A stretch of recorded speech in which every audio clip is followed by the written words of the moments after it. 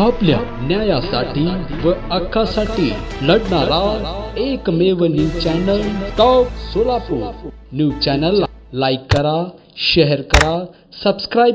अधिकृत आकडेवारीनुसार 2015 ते 2025 या 10 वर्षांच्या कालावधीत पुण्यात अंमली पदार्थांच्या अवैध व्यापाऱ्यांनी धक्कादायक स्वरूप धारण केले। या काळात पुणे पोलिसांनी एकूण 1137 गुन्हे नोंदवले असून 1614 आरोपींना अटक करण्यात आली आहे। या कारवाईत तब्बल 37,301.8 कोटी किमतीचे अंमली पदार्थ जप्त करण्यात आले आहेत। दरवर्षी जप्तीच्या प्रमाणात सातत्याने वाढ होत असल्याचे आकडे दर्शवतात। 2015 मध्ये केवळ 54 गुन्ह्यांची नोंद होती, तर 2022 पर्यंत ही संख्या 150च्या पुढे गेली। अटकांची संख्या 2023 मध्ये सर्वाधिक 215 इतकी नोंदली गेली।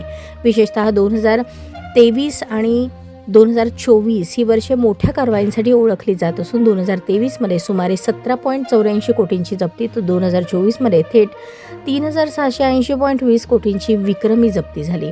फेब्रुवारी 2024 मध्ये दौंड येथे पुणे गुन्हे शाखेने उघडकीस आणलेली MD ड्रग्ज लॅब ही या दशकातील सर्वात मोठी कारवाई ठरली। या कारवाईत 1,836 किलो कृत्रिम अंमली पदार्थ जप्त करण्यात आले, ज्याची किंमत सुमारे 3,672 कोटी असल्याचे सांगण्यात आले। तज्ज्ञांच्या मते अंमली पदार्थाकडे तरुण मोठ्या प्रमाणात आकर्षित होत आहेत। पुनर्वसन केंद्रांच्या माहितीनुसार दरमहा सुमारे 100 नवीन रुग्ण दाखल होत आहेत। त्यापैकी 20% अधिक हे अंमली पदार्थांचे व्यसनी असतात।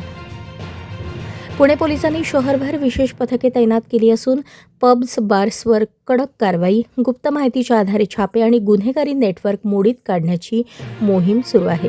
नागरिकांनी अशा अवैध व्यवहारांची माहिती पोलिसांना देण्याचे आवाहन प्रशासनाकडून करण्यात आले आहे। ही आकडेवारी पुण्यातील अंमली पदार्थांच्या वाढत्या जाळ्याचे गंभीर वास्तव समोर आणत असून समाज, कुटुंब आणि तरुणाईसाठी ही मोठी सामाजिक चिंता बनली आहे।